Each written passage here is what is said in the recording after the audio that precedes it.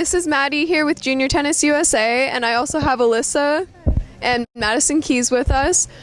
So Madison is the number 18th player in the world for women's singles. She's only 20 years old, so we love her. And I'm sure that you have a wonderful smile all the time. So I was wondering if that ever gets tiring.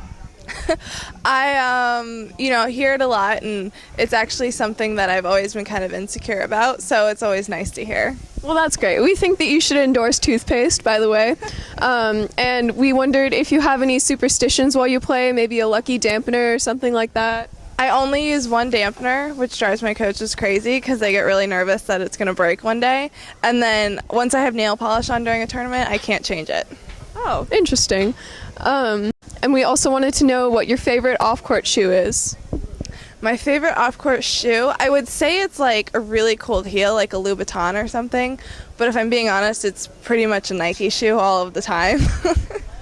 Nice. And then we've seen you at the French Open and Wimbledon all over the world recently, so I was wondering if you actually get to explore the places that you travel to and what your favorite place is.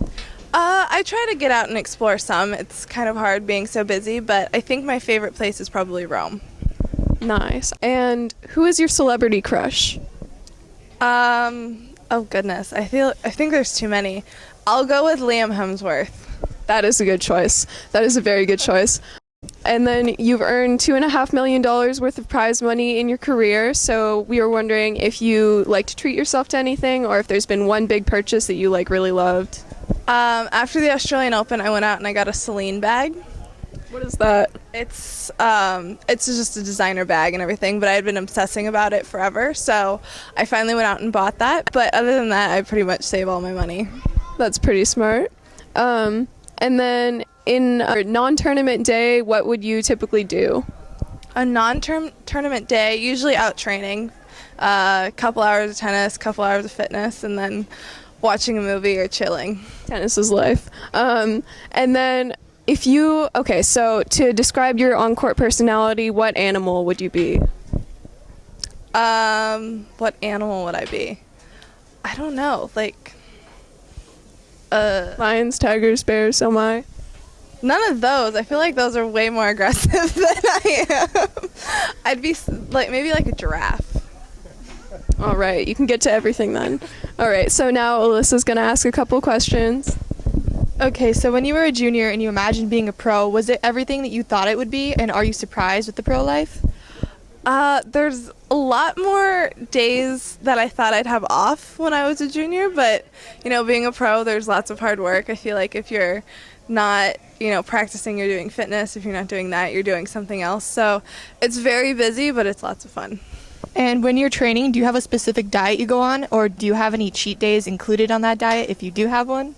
I usually have one cheat meal a week, which I almost always save for breakfast on Sundays.